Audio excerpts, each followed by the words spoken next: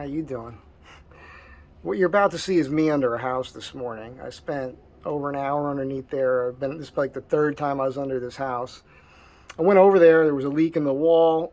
Had to tear away all the moldy drywall, shut off the leak. It was a disaster.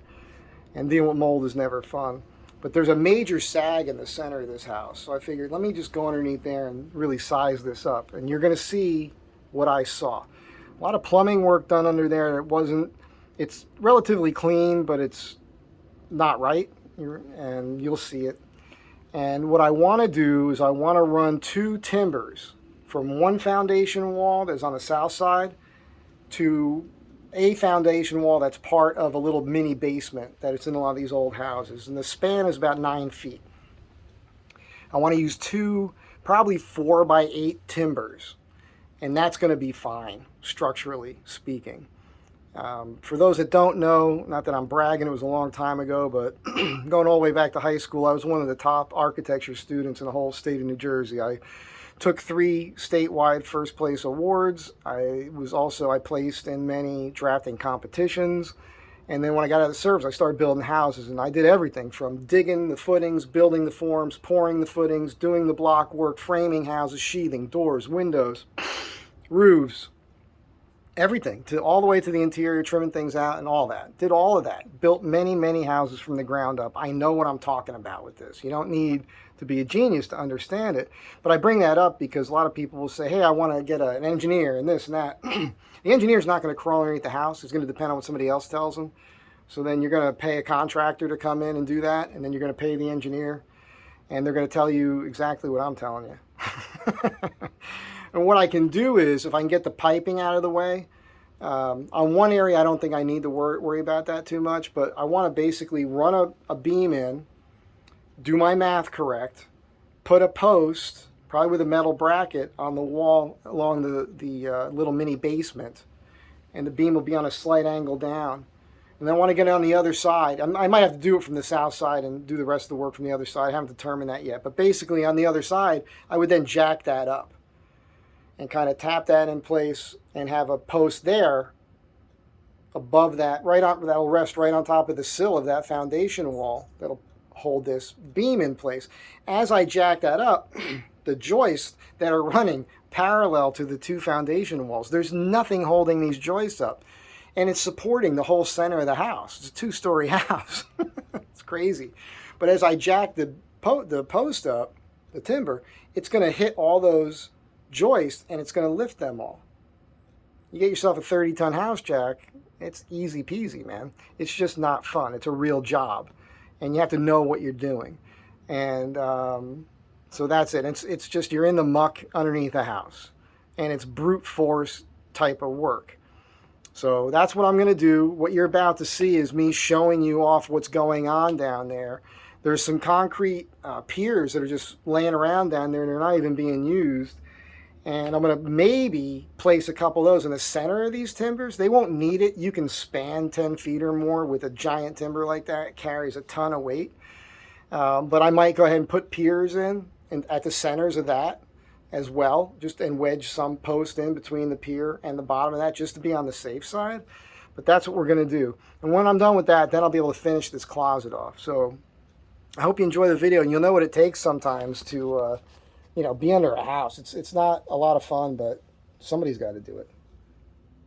I hope you enjoy it.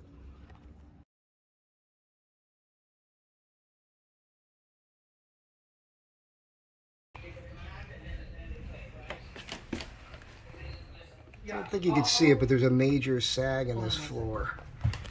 And I am working on this closet, and there's this hatch here. And I'm going to get underneath here. I've got this spotlight with my Blue Eddy charger. All this is normally in the van, thank God. And I've got this ridiculous set of old school overalls on. And we're going to get underneath here and see. I put the cardboard underneath here yesterday, and you can see there's not a lot of space underneath that waste pipe. I got to shimmy underneath that. There's a little pier here with this little 4x4 post that comes around to right here, which is at the hatch. And then there is a foundation wall here But from here to the other side, there's nothing, and the floor joists are running from your left to right, as you can see. And so the whole center here is just sagging. So I'm going to get underneath here closer in a sec here. Okay, so you can see this footing, this foundation wall here does go underneath my legs here.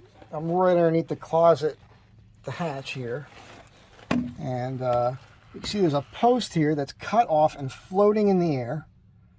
This is where all the sag is happening here, okay? There's a beam here I'm shining the light on, and that goes over to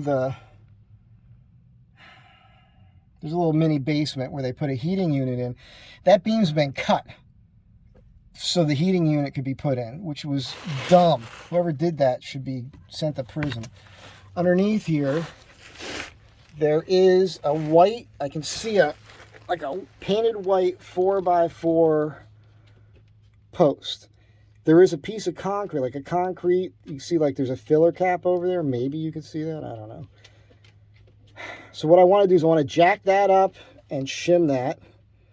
But I don't know how I'm going to get underneath here because all this plumbing is very difficult. I can't get through here.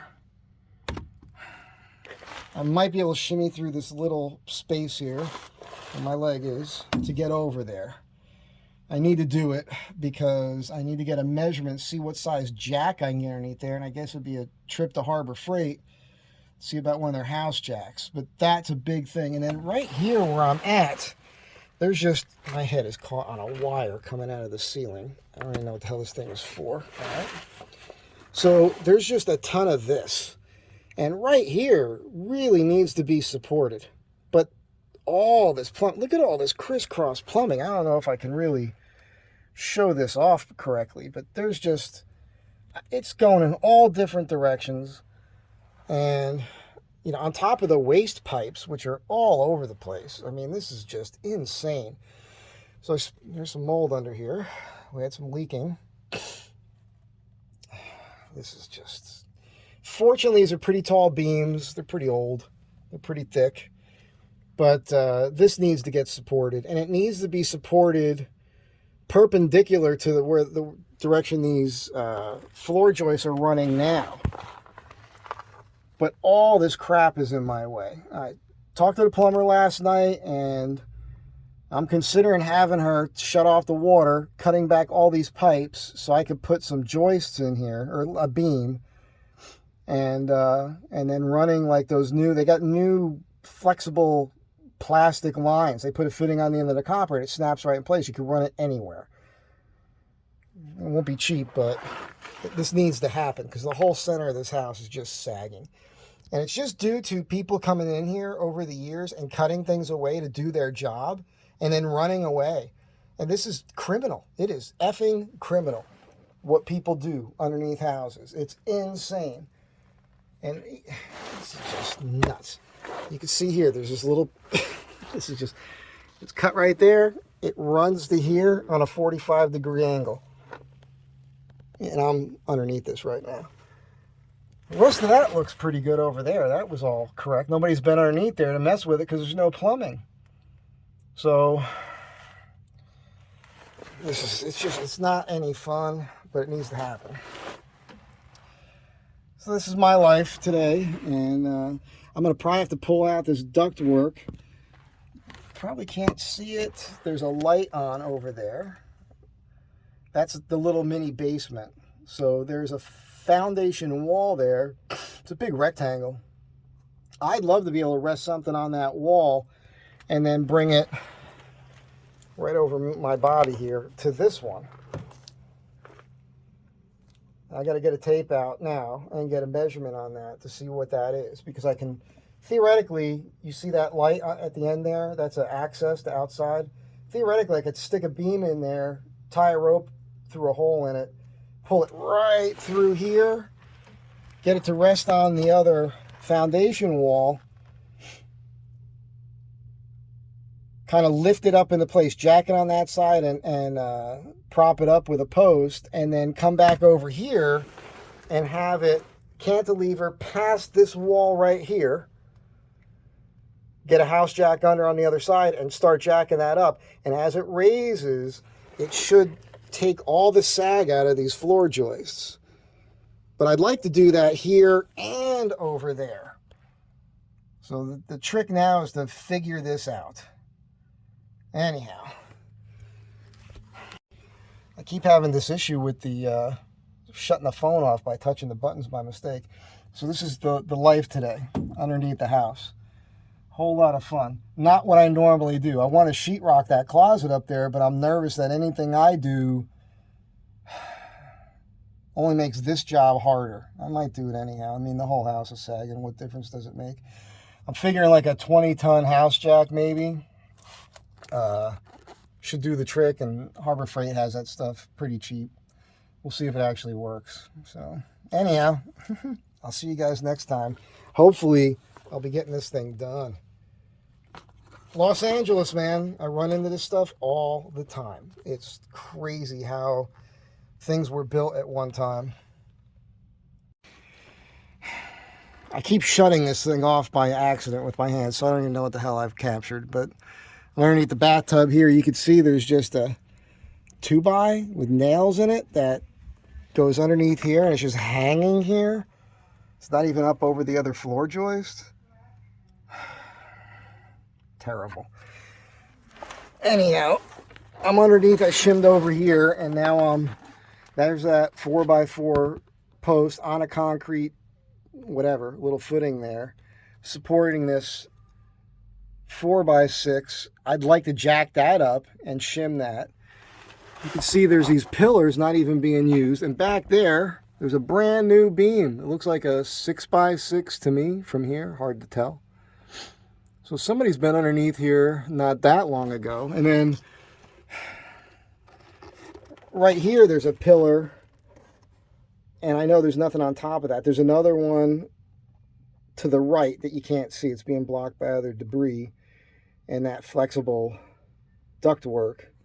And then right there, where I'm shining the light, is the corner of the basement walls, which is a real strong footing. Now, I'd like to rest a beam on right there, or a post with a beam up to the floor joist, running directly behind where you're looking now, where I'm sitting holding the camera, to this other wall. But that might be a problem. Oh, Jesus, because I run into this. There's something in there too. I can't tell. But there's something solid in there. I don't know what's going on, but I'd like to rest it right up on top of this. This is where all that water was leaking the other day. So this foundation has been bolted down already, which is good that we're seeing this, because I'm going to have to tell her about that. Like, well, wait a second. You don't need that done. She had somebody come, and they had a map of basically all the piers and gave her some crazy price, but there was no talking about what they would do. And that's kind of why I'm underneath here right now. So that's where I fish material in. That's the pier with that little 45-degree 4x4 post. Up there, you can see up through there, that's the closet that I'm working on. And yeah, you just see this mishmash of plumbing that is really kooky, man. Some of the stuff's going off to the kitchen, I guess. So, yeah. Anyhow, I had to get this shot, and I could show her what's going on underneath here now. Have a good day. Be good to one another. Go to school, kids. Actually, I don't know about that. Go to trade school. Because if you're a plumber, job like this, it's good money, man.